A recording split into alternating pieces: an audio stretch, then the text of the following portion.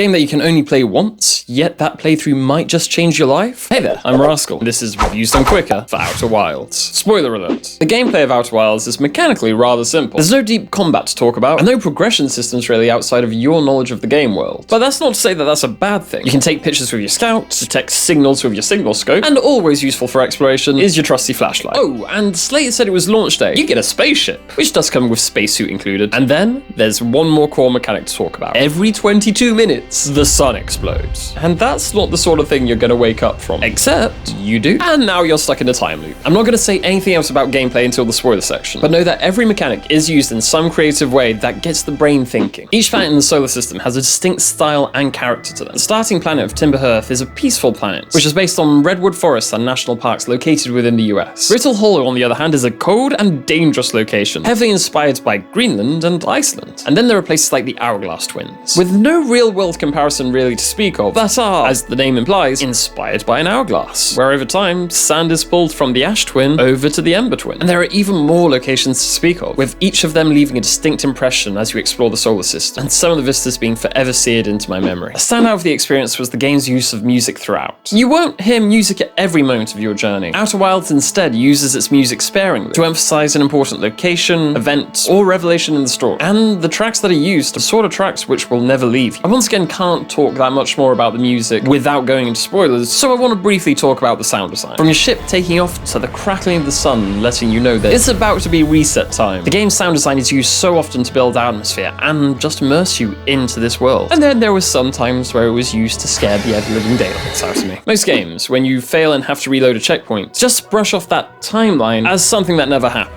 I always appreciate a game which goes out of its way to make those mistakes part of the ongoing story. Otherwise, it's just you and the solar system. The world will go on and end without you ever interacting with it. And I don't recall any invisible rules along my journey. At no point was I drawn out of the experience and reminded that I was playing a video game. The sad yet beautiful thing about Outer Wilds is that you can never play it again. Once you know the solution, you can't unknow how to roll credits. But it's an experience that I think everyone should go through. Unlike films or games with more linear stories, everyone's experience is going to be different. It took me about 25 hours to beat the game, and I had friends who spent upwards of 40 hours. Some played it alone, others couch co-op with a friend. But by the end of it, every single one of them had a beautiful experience which was deeply personal to them. And while I'm low-key jealous that some people got to spend more time in this world than I, my experience is still one that I'm going to treasure for a long time to come. If you couldn't tell by this video, Outer Wilds is a strong recommend, if not a must-play. It's the sort of game that might, and probably will, change your outlook on life. If you want to hear my extended thoughts, including story spoilers and my experience 100%ing the game, check out the full review releasing tomorrow.